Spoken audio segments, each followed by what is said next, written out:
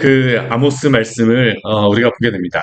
우리가 선지서 말씀을 볼 때 한 가지 기억해야 될 것은 선지서가 어떤 시간의 순서에 따라서 선지자가 예언한 순서에 따라서 선지서가 기록되어진 것은 아닙니다. 오히려 그 양에 따라서 이 선지서가 기록되어진 것을 우리가 알 수 있는데요. 명확하게 뭐 어떠한 순서로 다 되어져 있는지 알지는 못하지만 이 아모스서 같은 경우에는 우리가 한 가지 기억해야 될 독특한 특징이 있습니다. 그건 무엇이냐면, 아모스가, 이렇게 명시적으로 이스라엘 백성의 그러한 하나님의 심판에 대하여서,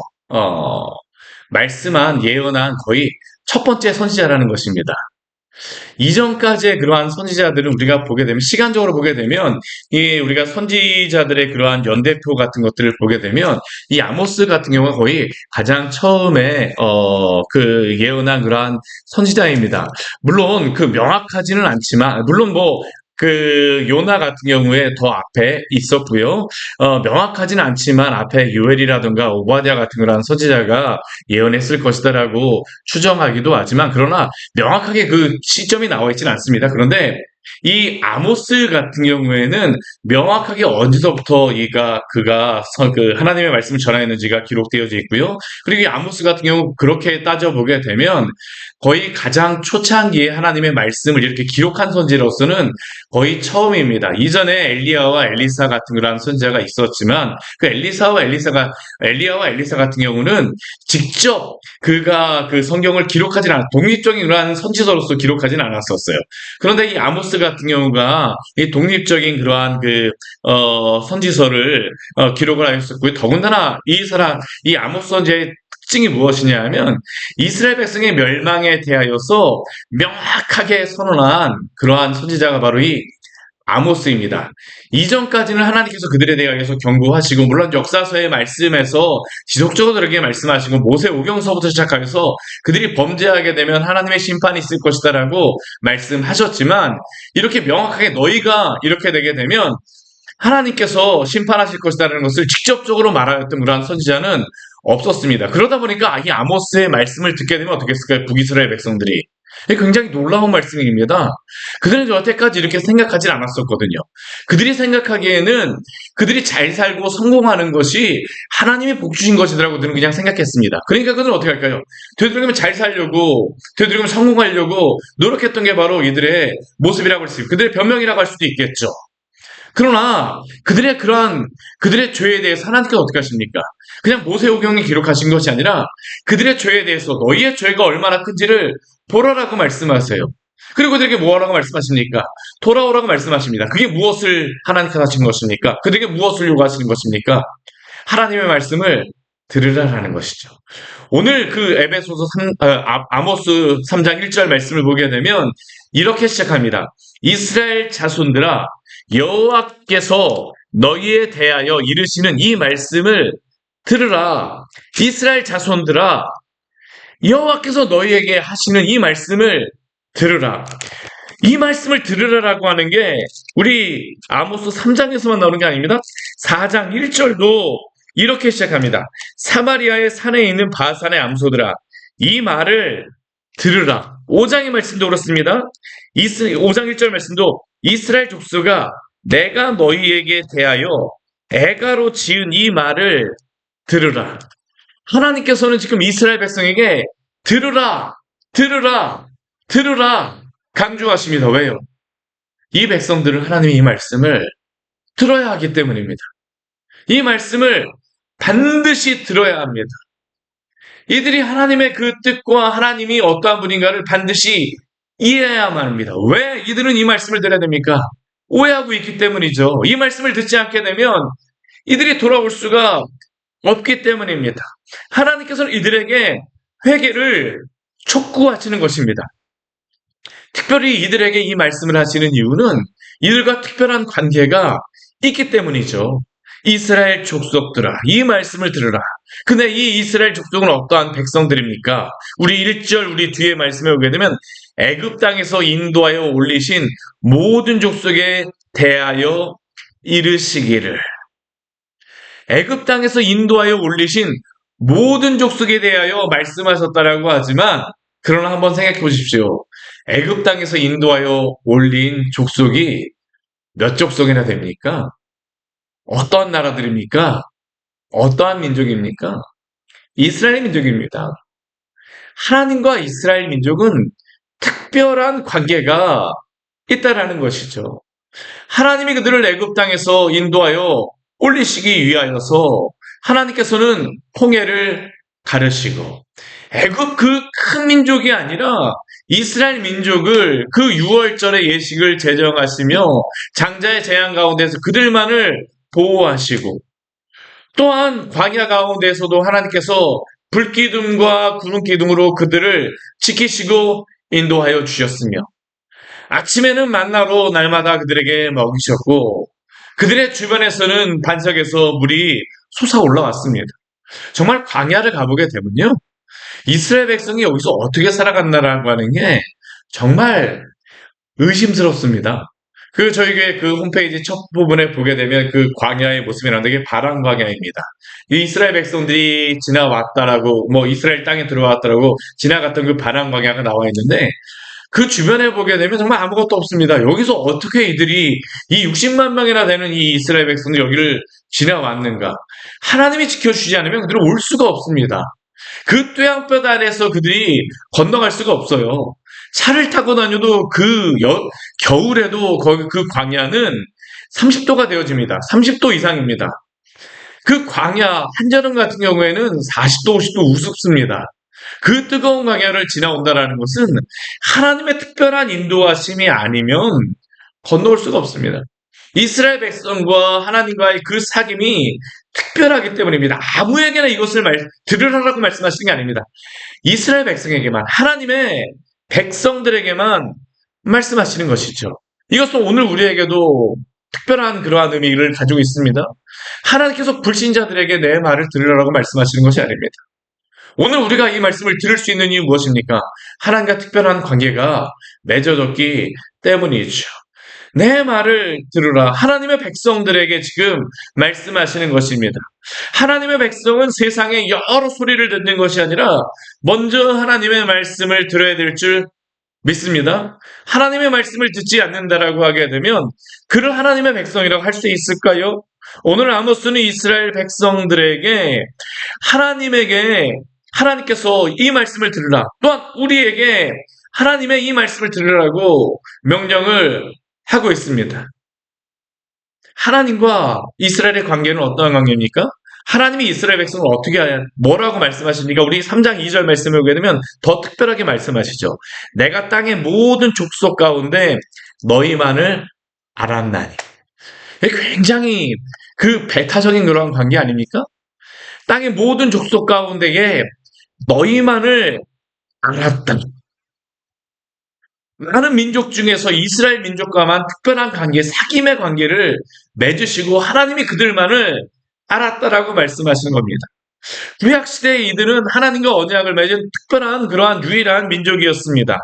그리고 하나님께서는 이들을 이렇게 특별하게 구원하신 목적이 있죠. 우리가 출애굽기 19장 말씀에 보게 되면 하나님께서 그들을 그 시내산 밑에 데리고 가시고 나서 하나님이 그들이 어떠한 민족인가를 이렇게 말씀하세요. 내가 애굽 사람에게 어떻게 행하였음과 내가 어떻게 독수리 날개로 너희를 업어 내게로 인도하였음을 너희가 보았느니라. 세계가 다 내게 속하였나니 너희가 내 말을 잘 듣고 내 언약을 지키면 너희는 모든 민족 중에서 내 소유가 되겠고, 이 소유라고 하는 단어는 세굴라라는 그런 의미입니다.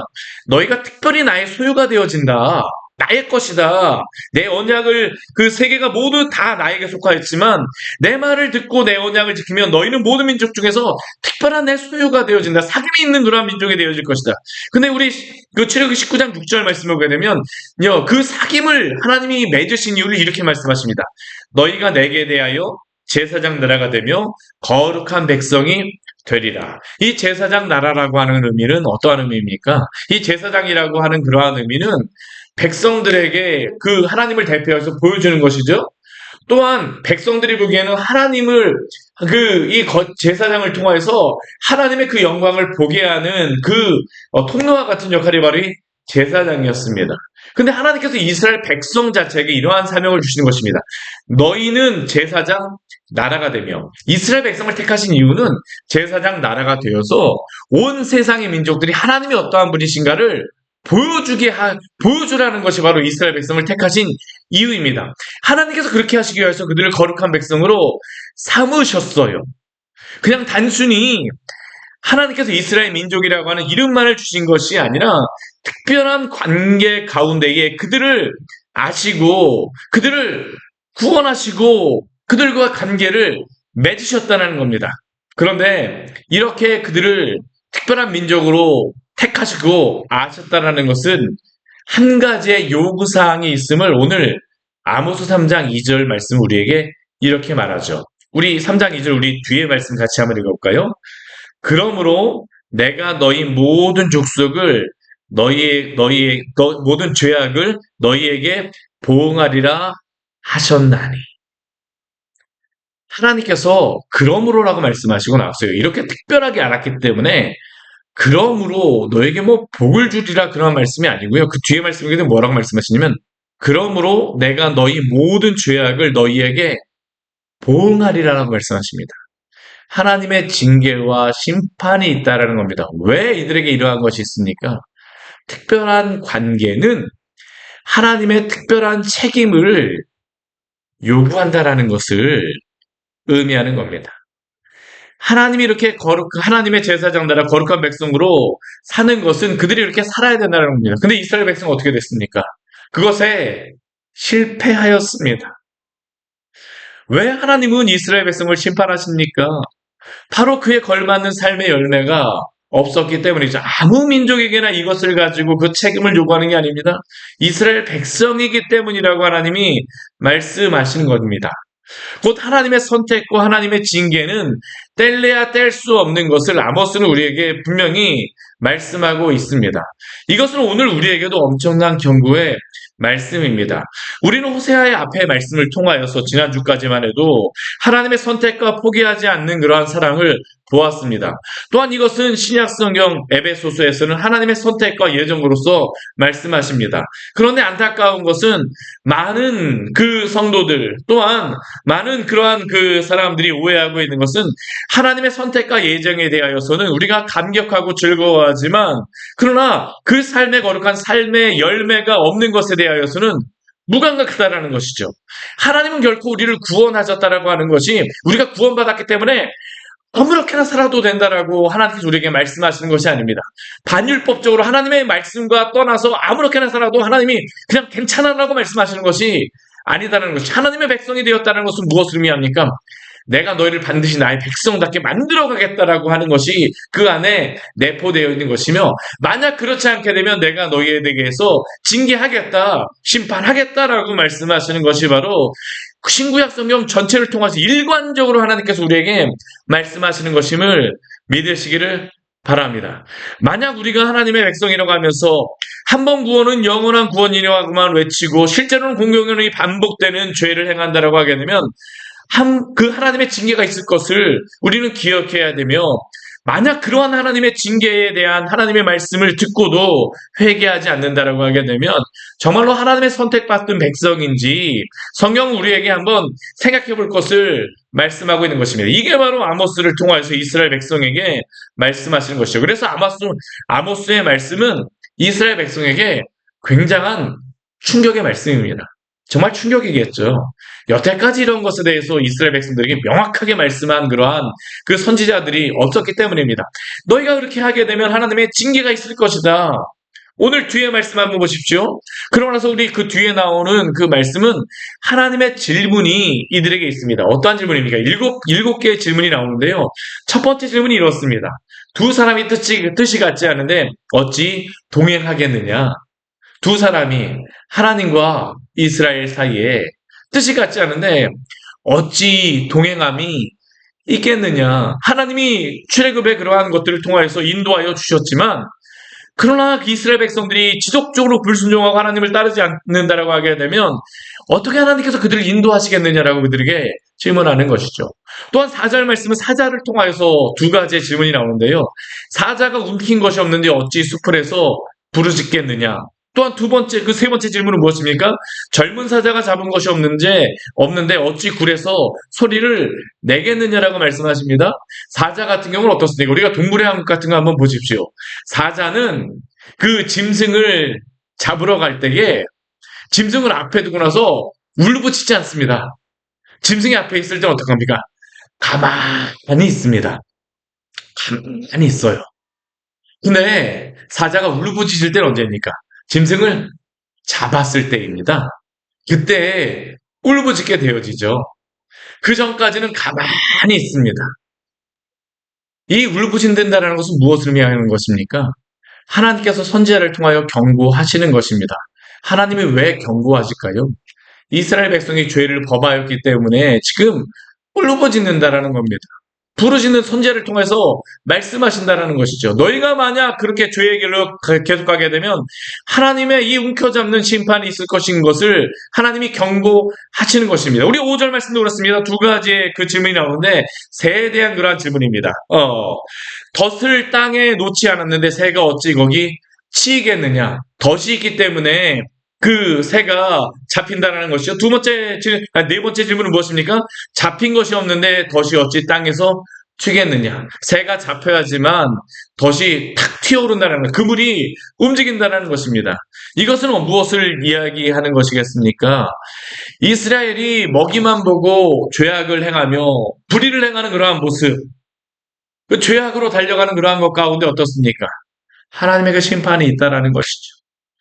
그들의 그러한 불의가 없게 되면 하나님의 심판이 있을 수가 없다라는 것입니다. 너희가 만약 그 길로 계속 가게 되면 하나님의 그 징계가 있을 것이다라고 경고하는 게 바로 우리 5절 말씀에 나와 있는 그러한 질문입니다. 우리 6절 말씀에도 하나님이 두 가지의 질문을 하십니다.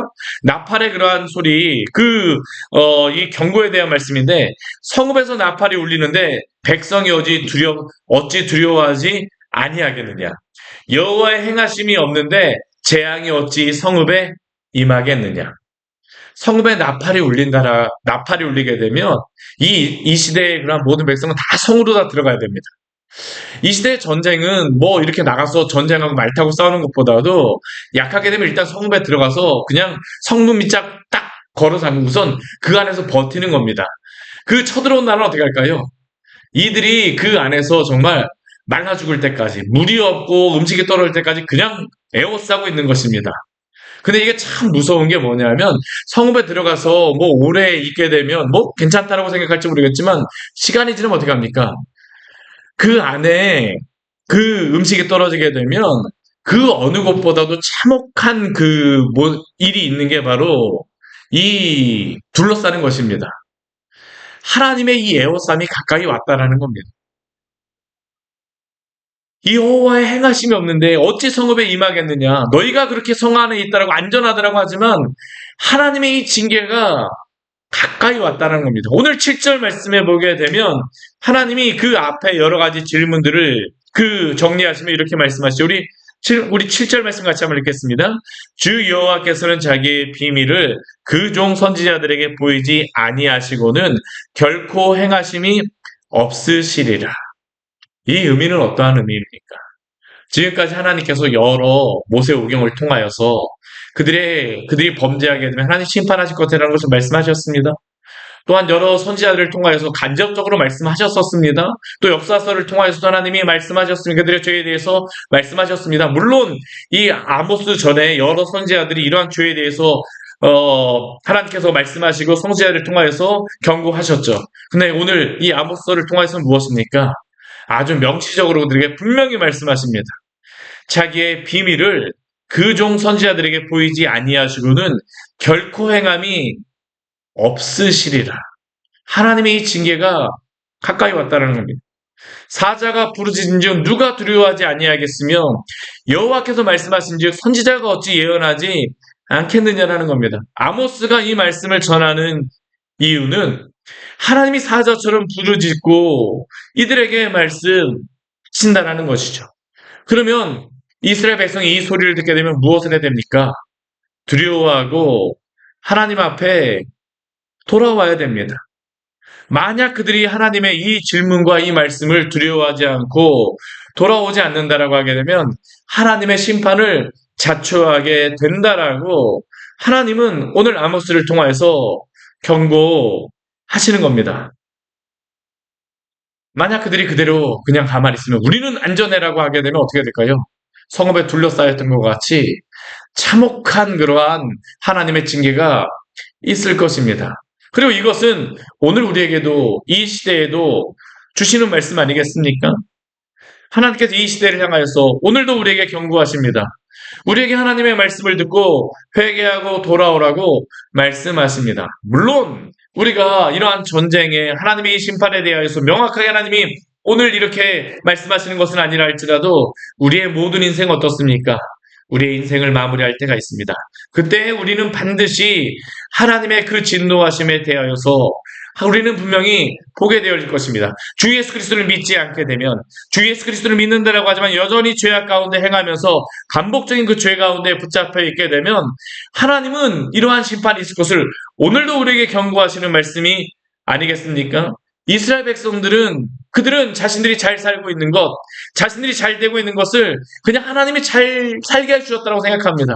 우리 어제도 보았었지만 심지어 그들은 여호와의 성전 그 제단 앞에서도 그 이스라엘 백성들을, 그 연약한 자들, 그 압제당하는 자들의 그 옷을 뺏어서 제단에 깔고 나서 우리는 잘 지내고 있다라고 포도주를 마셨던 게 바로 이스라엘 백성의 모습입니다. 오늘 하나님이 우리에게 말씀하시는 이 말씀을 들으며 또한 우리가 하나님 앞에 회개할 것들을 회개하며 주 앞에 겸손하게 나아가기를 원합니다. 우리에게 주시는 말씀으로 또한 깨닫고 우리가 하나님 앞에 겸손하게 서게 하여 주시옵소서. 이 시대 당신 앞에 돌아오는 이 시대와 이 민족 또한 하나님의 교회들이 되게 하여 주시옵소서. 같이 기도하도록 하겠습니다. 하나님 아버지, 오늘 말씀을 통하여서 우리에게 경고하여 주시니 감사를 드립니다. 오늘 이 대한민국 지난 5천년의 역사 가운데 가장 부강한 시대이며 가장 만족스러운 시대를 살고 있습니다. 그러나 물질적으로는 너무나도 만족스럽고 부족함이 없는 그러한 시대이지만, 그러나 그 어떤 시대보다도 가장 못 살겠다라고 또한 원망하며 불평하는 그러한 시대입니다. 죄악을 행하는 그러한 시대입니다. 음란함이 처처에서 행하여지고 정말 하나님 아버지 속이고 거짓말하며 살인을 행하고 하나님 아버지 아무런 그런 문제가 없음에도 불구하고 미워하고 원망하며 불평하는 것이 바로 오늘 이 시대입니다. 하나님 아버지 육체의 그러한 질병보다는 정신의 그러한 질병으로 인해 마음의 공허함으로 인하여서 하나님 없음으로 인해서 하나님 아버지 정말 하나님 아버지 날마다 하나님 아버지 못 살겠다라고 말하는 것이 바로 이 시대입니다. 주님, 그러나 바로 이 시대가 바로 하나님의 말씀을 듣고 주께로 돌아갈 시대임을 주 앞에 고백합니다.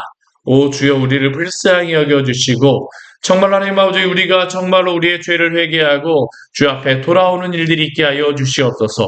오늘 우리가 평안하다라고 하여서 하나님 아버지 이 시대의 죄악들을 하나님 아버지 그냥 모른 척하지 말게 하여 주시고, 특별히 하나님 아버지 오늘 대한민국에 여러 가지 하나님 아버지 문제들이 많이 있습니다. 정치적으로 하나님 아버지 경제적으로 문제가 많이 있는데 오늘 하나님께서 그것이 단순히 우리가 못 살고 정치적으로 혼란스럽다가 아니라 하나님께서 오늘도 그러한 일들을 통하여서 경고하심임을 깨닫게 하여 주시고, 우리가 먼저 우리의 옷깃을 여미며 겸손하게 주 앞에 회개하며 나아가는 하나님 아버지 우리가 될 수 있도록 주여 도우시고 인도하여 주시옵소서.